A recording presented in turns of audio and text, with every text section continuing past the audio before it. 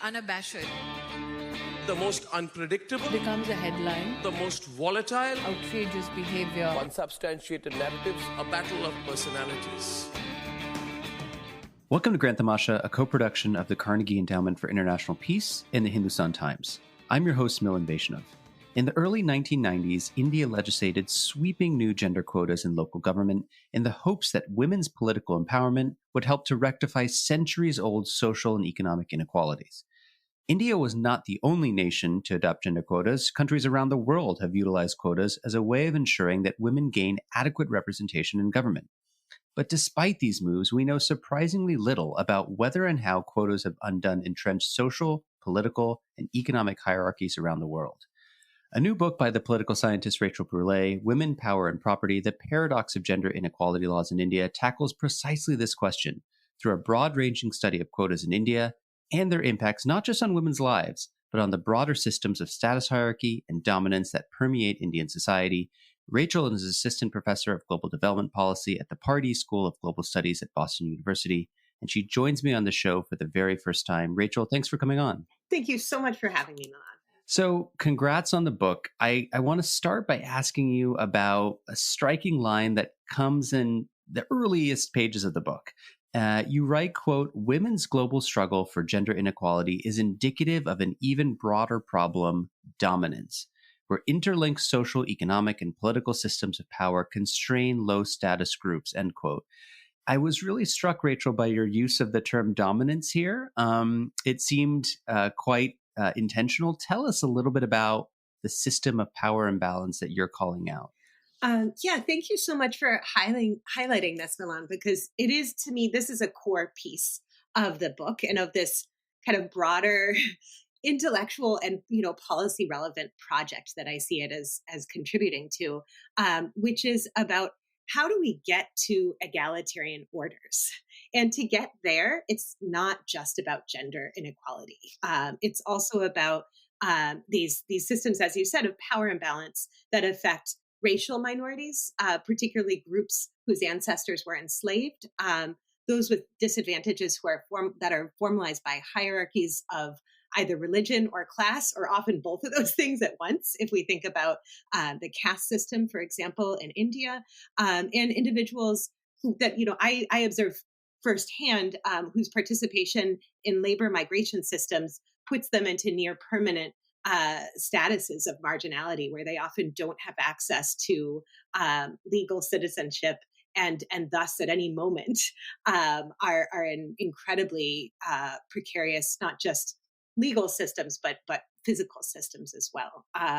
And we see that, at our southern border in the United States, as well as migrants to the Gulf countries, if we look towards the Middle East, but also in these processes by which we see these massive urbanization from rural to urban settings in India, in China, in honestly in most of the countries of the world today. So in each of these domains, we face these significant gaps in voice, in agency, and access to material resources, which loom that much larger because we see these forms of status inequality overlap. And so, to use the term coined by Kimberly Crenshaw, we can think about this as intersectionality. And so the way that she highlighted this initially was to think about the ways that identity is complicated by overlapping sources of disadvantage. And, the one minor addendum I would make is that we also have these overlapping sources of advantage that put some of us, on,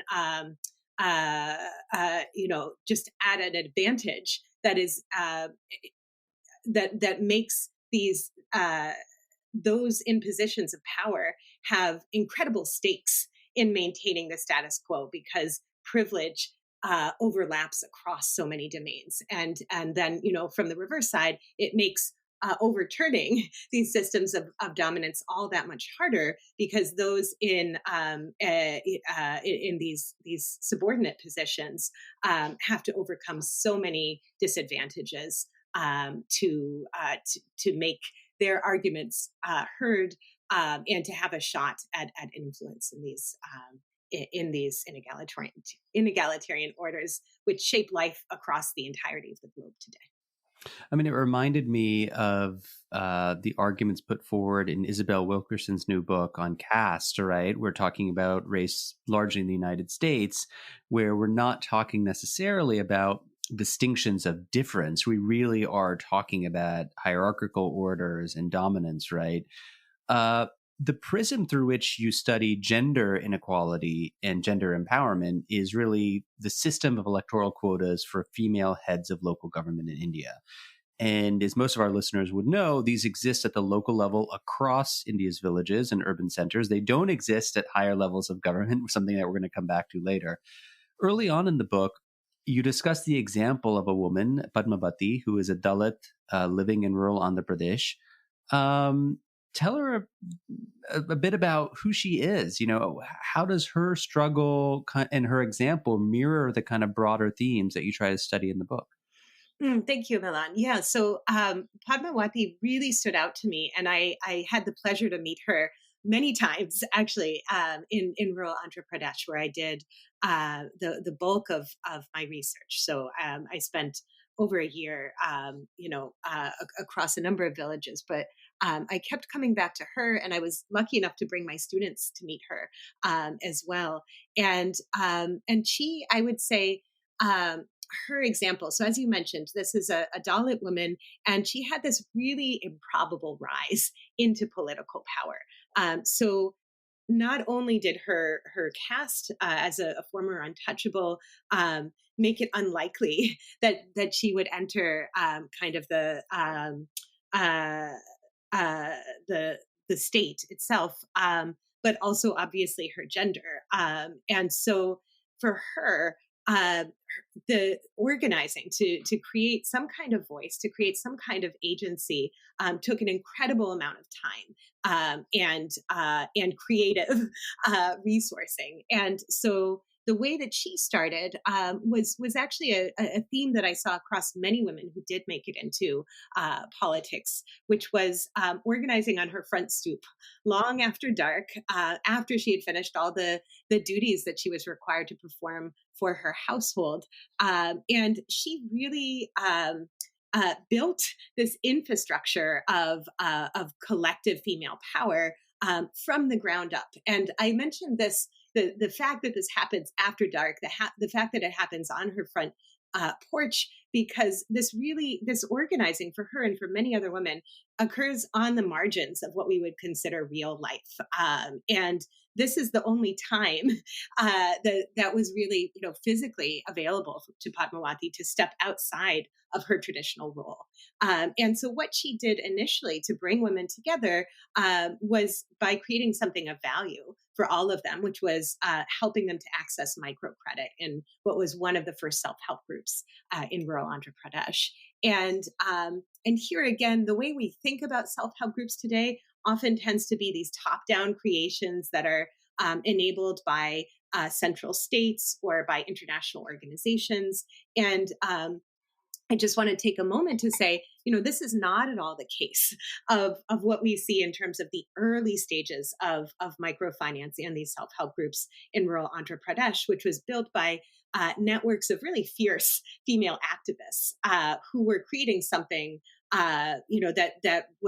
that was a step forward in a broader feminist agenda to rebalance access to material resources. So this is her first step, and even so, even at this this really minor incremental change to bring women together from her local community and have them sit together and figure out how they could broaden the pool of material resources they had access to was something that was very much out of sync with the ways that things were done in her household, in her community. And so these meetings were regularly broken up by her husband, who would throw open the front door and come out screaming at Padmawati that she was blackening the family name and pull her by her long braids back inside the house, preemptively ending these meetings.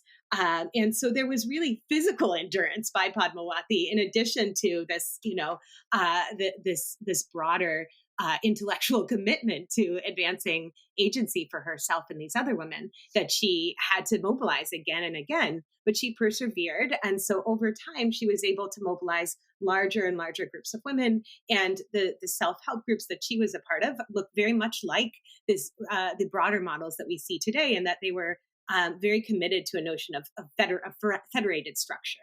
And so Padmawati rose in this federated structure of these self-help groups and gained a reputation as a very effective organizer, not just in helping these local groups of women, but then advancing broader causes. So ensuring that women got access to the local state bureaucrats that they needed, to make sure that government programs that should be distributed to them that they were correctly implemented, and so on. And she did this, again, in the face of fierce resistance. So she would recount numerous times where bureaucrats whose offices she had, courageously stepped into, often with a bevy of women around her. And so this is very much what, a forthcoming book by Soledad Prilman talks about as strength in numbers. It was very important to have this physical solidarity of other women to even step into these male-dominated spaces. But she would do so. She would make her case convincingly, and then she'd walk out, and what were typically male bureaucrats would spit in her face and say, "You're not fit to touch my trash." And so it's, really, again, an incredible amount of courage that was required on her part to, again and again face these kinds of threats that were leveled against her by those, from her intimate family to authorities in the state. And yet she perseveres, and these networks of women who see her and value her agency grow. And so when quotas open the door to women to compete for local elected office, she competes and she wins thanks to the votes of these women who she's helped in the past. And so I want to mention this again, the substantive representation that she was really providing for female constituents. We talk about quotas often as enabling something that's much more looks like symbolic representation, where we say, well, doesn't it make people feel better to see, a woman in the seat of authority, with the implicit assumption that all she's doing is really sitting? Well, could I ask you about this, actually? Because sure. In the book, you argue that reserving the highest elected positions in village government for women sets into motion seismic waves, that's the term that you use, that unsettles an entire social, political, economic system. So as you just described, this leads to a positive process of empowerment, but it also, under certain conditions, leads to pretty severe backlash. Now, when it comes to the gender quotas themselves, right, many Indians I've spoken with, and I'm sure you've had these conversations, are pretty dismissive of electoral quotas for women, right? Insisting that what typically happens is a man will put up his wife or his daughter for election and then kind of remote control them from the background, from behind the scenes. How do you respond to that sort of skepticism? Yeah, so I have very much, as you note, encountered the same kind of skepticism across the board. And, this often takes the form of people noting that it's just the Pradhan Pati who's really in charge. It's the Sarpanch, female Sarpanch's husband who's really doing the work.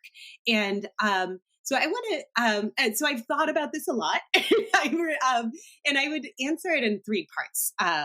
And so the first is to just note that this is an assumption that has both empirical and normative facets. And I think it's easier to answer the empirical ones than the normative ones, but I'm going to try to address them both.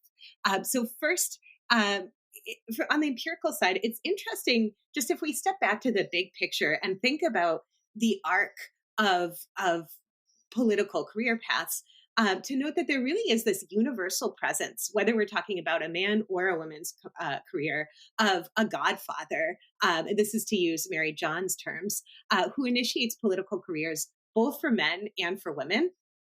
And yet this sort of presence of some, additional support or facilitator is really only considered noteworthy when we consider those individuals who are not seen as entitled to hold these positions. So we think about this in the case of women, but also potentially in the case of, for example, scheduled caste men. And so I do want to note that I think we could do a lot more service if we really care about how people come into office and who they are representing, to think about this in outside of just the simple gender binary. That said, there's a lot about the terrain of influence that we still don't know. And so I'll come back to this in a moment because it shaped two additional projects that I'm working on right now. But before I do, I want to also just tackle head on the normative dimension of these statements. And here I think they bear striking resemblance to professor of philosophy, Kate, I think Mann, who's based at Cornell, and her definition of misogyny. So she talks about misogyny as a system of enforcement for patriarchal social orders, and where this is used to police and enforce women's subordination and uphold male dominance. And she notes this is against a backdrop of other intersecting systems of oppression and vulnerability, dominance and disadvantage. Again, we're not just talking about dominance in a gendered domain, but that said, at the end of the day, this kind of social order of patriarchy, as she talks about it, has one pretty simple facet, which is that these kinds of norms focus on kind of enabling male entitlements and female obligations. And so, in this context, I think that these kinds of statements, not necessarily made with this intent, but essentially serve to police a particular facet of patriarchal order, which says that women shouldn't be in positions of political or public dominance. And so if we see a woman in a position of authority, ignore what you see, ignore what you hear, replace in your mind and, assume, we could just all comfortably assume that there's really a man in control. And if so, this doesn't fundamentally disrupt the patriarchal order. And so I would just encourage, to the extent that these kinds of very common statements get made in whether it's in public or private, to ask people, why do we say these things with such ease without any empirical evidence? So that's the normative side, which I think we do need to take seriously. And I do as a political scientist. And finally, I think to come back to the empirical side of the question, we don't know. We have no idea to what extent, whether we're talking about one or two symbolic cases of sustained male dominance, or whether this is truly the norm. And to answer this question, I'm working with some really fantastic other political scientists. So Simone Chauchard, who's assistant professor at Leiden University, Alyssa Hines, who's just about to join the University of California, Berkeley as a PhD student, to look at the terrain of influence. And so we have ongoing work, which is paused to the incredible tragedy that is COVID-19 in India right now. But we are working across Maharashtra to survey male and female from upper and lower caste sarpanchas, gram sevaks, upa sarpanchas, as well as village notables balanced by gender and caste, to get a sense of how authority works in practice, in the presence versus the absence of reservations for women. And we also are working to see if slight changes to the rules of deliberation can make a difference in ensuring that women's voices are heard. And then we've just gotten funding, along with Bhumi Purohit, who's another fantastic political scientist, PhD student at UC Berkeley, to work with the Self-Employed Women's Association to go one step further and to try to enable greater levels of agency for female elected politicians by enacting mentorship programs and under certain conditions with networking training as well. That through an RCT framework to see if strong female elected officials can help junior elected officials avoid the specter of the Pradhan Patni. So we're gonna hold you to account, Rachel, to come back and report back on these things because, as you mentioned, I mean, these are empirical questions at the end of the day that we can find answers to. I want to transition a bit from quotas to asking you about the kind of substance of female empowerment on the ground, right? So the book, in large measure, focuses on property and property inheritance, right? And you do this by looking at a set of inheritance reforms, which were amendments to something called the Hindu Succession Act, which was passed way back in 1956, that gradually equalized inheritance rights of all daughters who are subject to Hindu law. Now, given that 80% of India's population is Hindu and just under half of all Indians are women, obviously, I think it's pretty self-evident why these laws would be important to study. But I'm curious kind of what brought you, Rachel Brulé, to the subject of property, right? Because you could imagine, if you were interested in gender empowerment, a range of domains that could be impacted by women's political representation. So why this one? Yeah, and thank you, Milan, for that question, because property is really close to my heart. And I can understand, as a political scientist, this doesn't seem like an intuitive kind of attachment.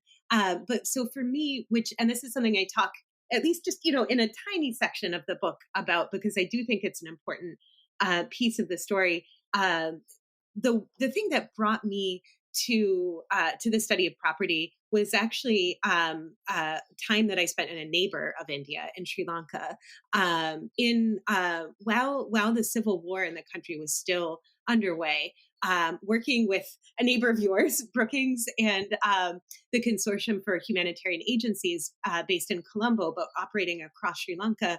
And I was there as a grad student while I was at Oxford's forced migration program. And President Kumaratanga, then of Sri Lanka, had asked Brookings and the CHA to say, okay, so I want to end internal displacement. How do I do it? So this is with the caveat that the Civil War was still ongoing. So it was maybe slightly optimistic to think that internal displacement, that was a moment where it could be that problem magically lifted from the country. But that said, Brookings and the CHA took this seriously and said, okay, well, why don't we start by talking to displaced persons themselves and seeing what they say?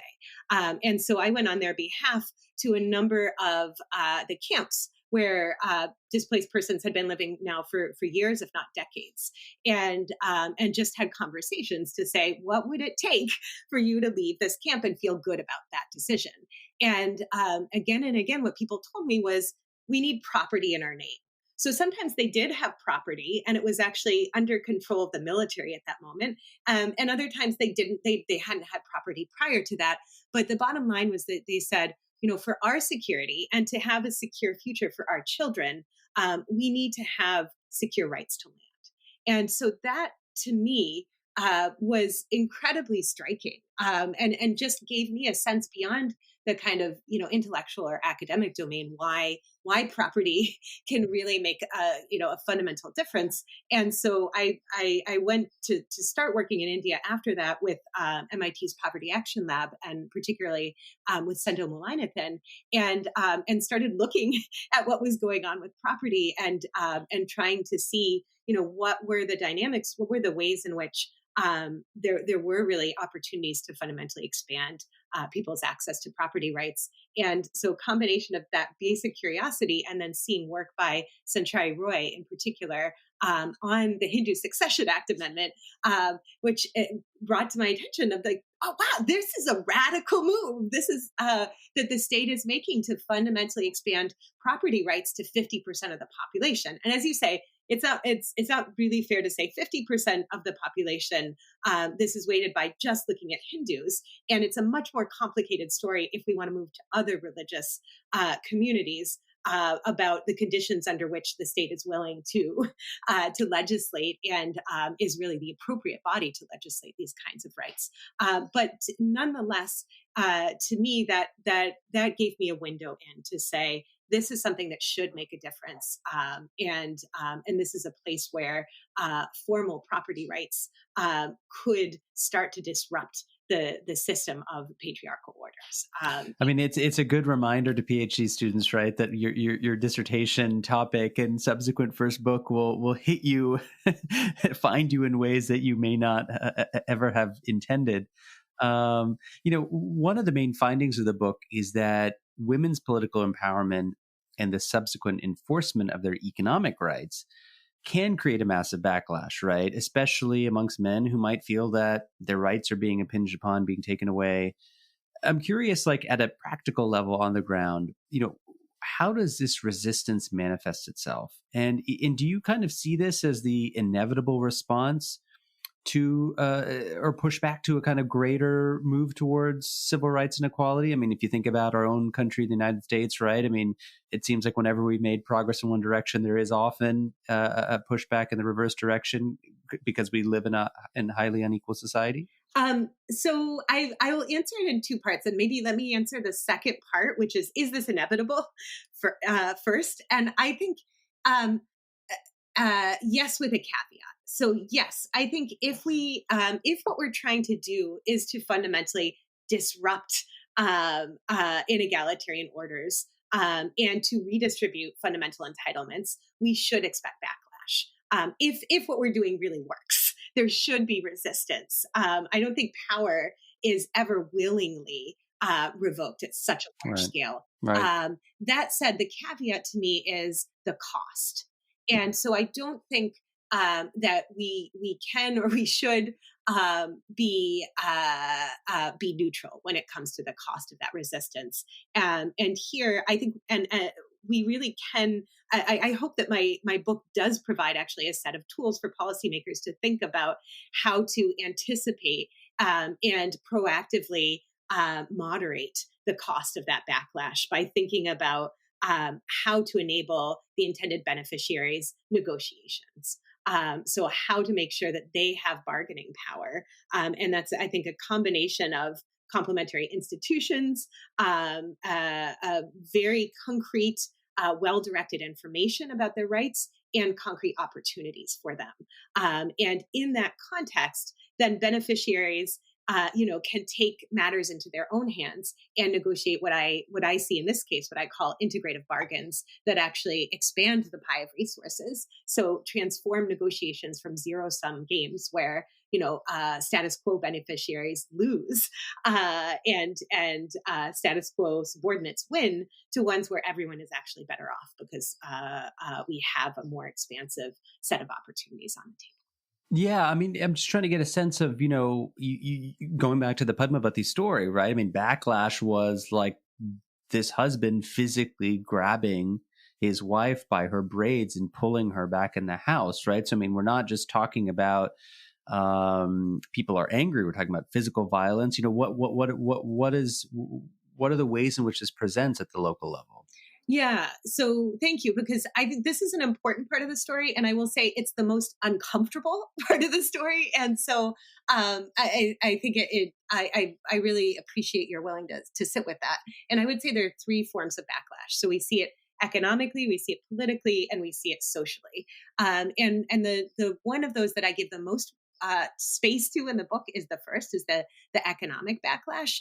And so here, there's this striking shift where when we see what quotas do by creating or enabling these female gatekeepers to replace male gatekeepers, is that they do fundamentally change the way the state works. So I mentioned they do three things. They reconfigure public space, so they make it accessible and safe for women to enter the state, whether we're talking about meetings of local councils, or whether we're talking about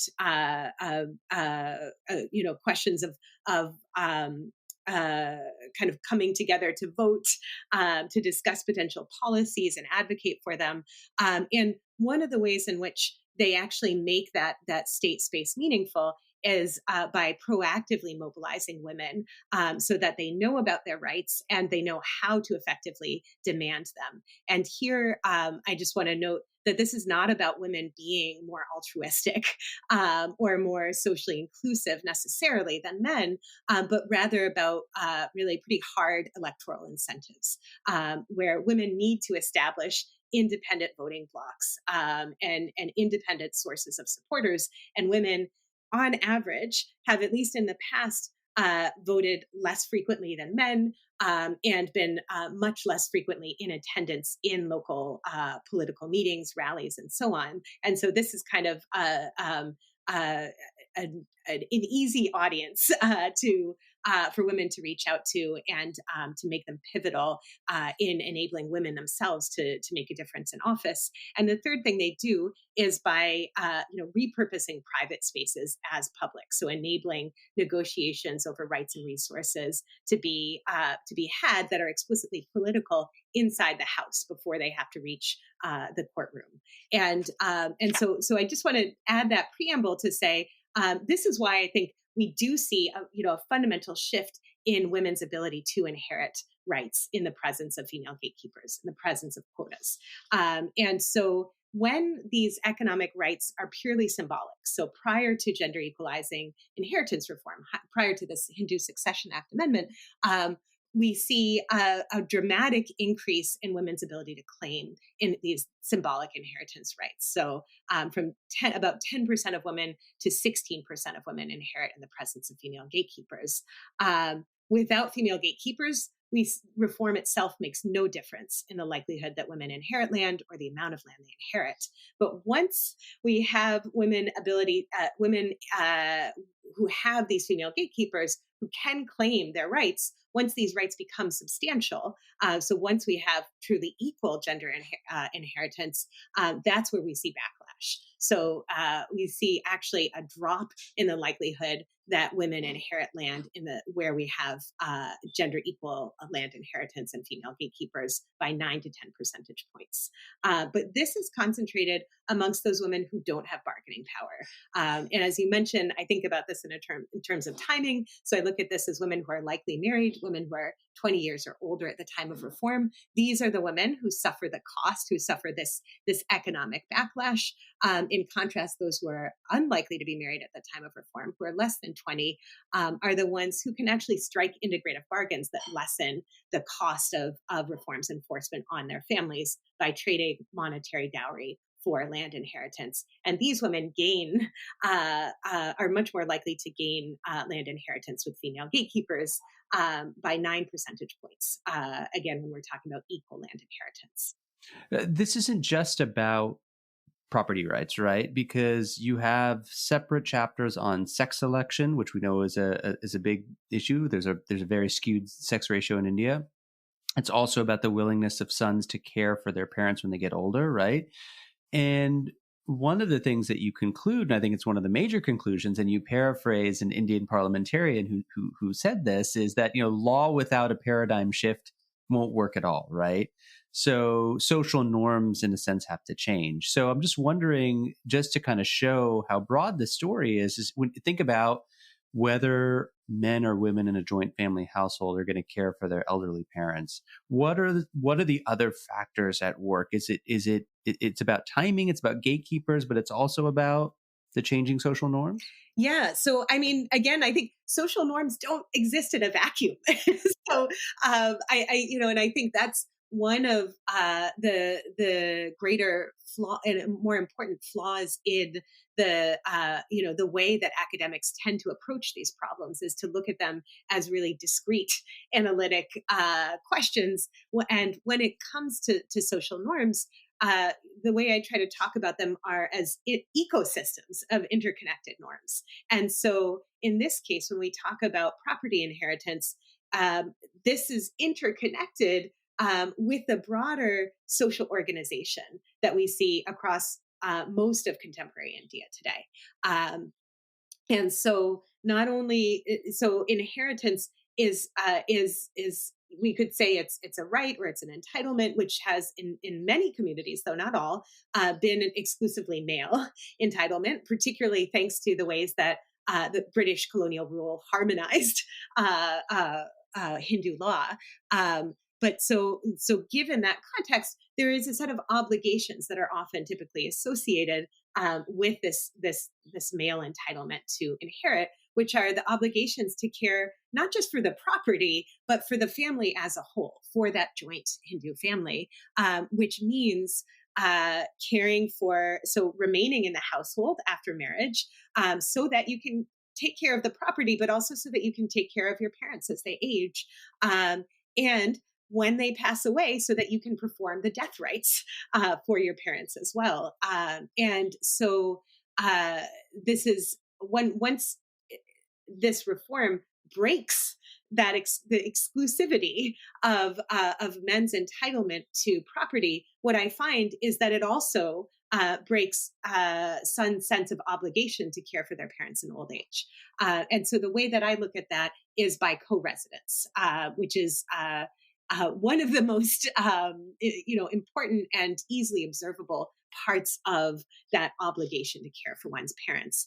And I find that when we're just looking at the subset of families that have daughters and sons, we're just looking at firstborn married adult sons, we see a significant drop in their willingness to care for elder parents when they have a sister who is eligible to inherit and is likely to inherit because there is a female gatekeeper that has been imposed by quotas, by reservations. And so the likelihood that these brothers care for their elder parents drops by 36 percentage points. It's an enormous drop.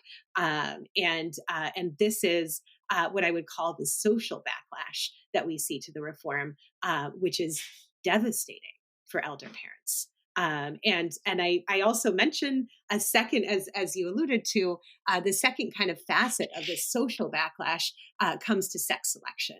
And so we see that the expectation that a female gatekeeper will enforce gender equal inheritance exacerbates sex selection to prevent daughters' birth. And we see this a drop that is highly statistically significant in the ratio of daughters to total children by 8 to 11 percentage points when we look across all women and all mothers in my sample. And although this is the only ray of hope here, is it's slightly attenuated when we look at the youngest cohort of mothers in the sample. But yes, this backlash is severe, and I would say it ripples across generations, both affecting the older generations as well as generations who have yet to be born. Rachel, one of the things that I really admire about the book is its honesty, right? So not just in terms of the findings, but also in terms of how you talk about the research design and the research process. I mean, I think sometimes you read books and articles and everything is just so, right? I had this hypothesis and lo and behold, the evidence bear that out. And I did these 3 things and I had this perfect thing and there were no errors and there was no contamination, and it's just sort of, it almost stretches one's credulity. But in the book, you talk about, and this is what you say it's, the frustrating, incomplete nature of research design. So you're trying to look at real world policies. You're not working in a laboratory setting, right? And so it was a kind of refreshing dose of honesty about field work, about statistics, about the research process. And I'm curious why you felt the need to include this, because I could see you getting pushback from others, including maybe advisors, or like, just maybe leave that part out, which might give people some doubts. But in fact, it was, I thought, only bolsters your findings, right? Because you feel like what you're getting is the kind of unvarnished truth with all of the nuance that's required. Thank you, Milan. Yeah, I mean, I feel like it's such a long process to bring a book into being, that to me, the more integrity that I can have in that process, the more, kind of lasting value that I hope it has, the more real conversations it enables, would be my hope. I mean, I felt that I need to do that in part because I think it fits with the broader kind of project that I would say that I tried to commit to, which is to make the invisible visible. So to make what we often kind of gloss over or kind of assume away evident and its power more clear. And so particularly I was thinking about, we have this gender division of labor about what constitutes the public and what constitutes the private domain, and the gendered assumptions that we typically made about the public, the political domain being male, and the private interpersonal familial domain being one that is where women have their agency. And to me, that then we ignore the incredible political negotiations and really the roots of the modern nation state that exist within the family. And to me, I got there by paying attention to the messier parts of interventions, by looking at why we don't have perfect compliance with the Hindu Succession Act amendment, why we don't see perfect and kind of automatic implementation. And I hope that it is kind of it gives people permission in the future, as you mentioned, graduate students, but also maybe policymakers and analysts, the chance to acknowledge the messy parts of interventions and to kind of acknowledge that we learn a great deal from paying attention to and sitting with the messiness and the uncomfortable pieces of those things. I kind of want to bring this conversation to a close by asking about some big picture stuff. So, as you know, for decades, politicians in India have been debating the wisdom of instituting legislative reservations for women at the state and national levels. Right now, as we talked about before, these quotas only apply to local level government. As this debate drags on, and I'm sure it'll continue to drag on, how optimistic are you that the creation of a quota for women at these higher levels of government could produce the kind of progressive public policies that might benefit women, right? I mean, do we think that this is a key part of the answer? Yes. So yes, I do think quotas are a key part of the answer. And yes, I am optimistic that they will make a difference, with a caveat. So the caveat is that I would really hesitate to imply that all women are equal or that all women are equally committed to this radical process of transformative social change.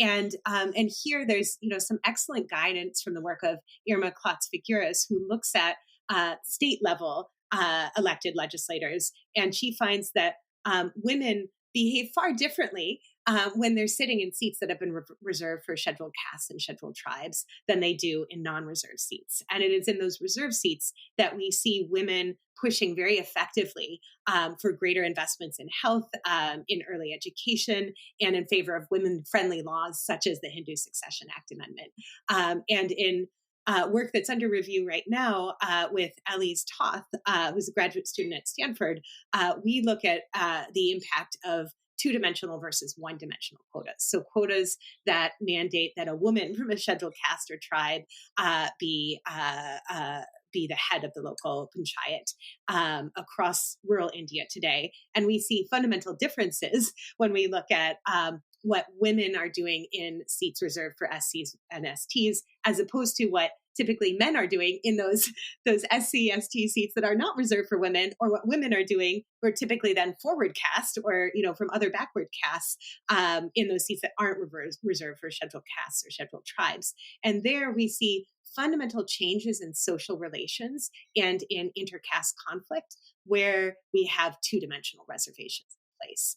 And so I'm really optimistic about the changes that can happen when we bring the most excluded groups into power. And the final thing I'll say about this front is I don't think this is just idle speculation. I think if we look at the recent elections in West Bengal, we can see that where female voters themselves are pivotal, as they are in West Bengal, as we've seen in the past, and what led to these reservations in Andhra Pradesh and Karnataka, among other places, that there we see policies change.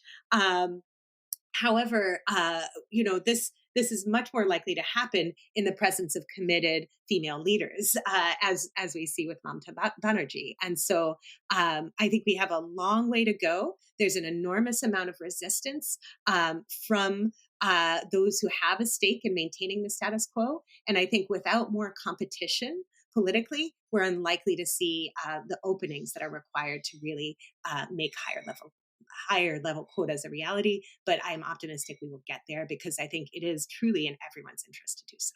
My guest on the show this week is the political scientist Rachel Brulé. She's the author of the new book, Women, Power, and Property, The Paradox of Gender Inequality Laws in India. This is a book that tackles a really, really big question, but does so by making it tractable through, I think, a series of really practical investigations that don't hide the nuance, the messiness, of what it is to do research, and frankly, the realities of India as things exist today. Rachel, thank you so much for writing the book, for taking the time, for sharing some of your wisdom. It was great to catch up. Thank you so much, Milan, for having me on the Grand Tamasha. It's just a real joy and privilege to have these conversations with you now, and I hope for years to come. Grand Tamasha is a co-production of the Carnegie Endowment for International Peace and the Hindustan Times. This podcast is an HT Smartcast original and is available on htsmartcast.com, India's fastest growing podcasting producing platform. You can also find us on Apple Podcasts, Spotify, Stitcher, or wherever you get your podcasts. Don't forget to rate and review. It helps others find the show more easily. For more information about the show and to find the writing we referenced on this week's episode, visit our website, grandtamasha.com. Production assistance comes from Jonathan Kay, Tim Martin is our audio engineer, and Cliff Jayapranada is our executive producer. Thanks for listening, and see you next week.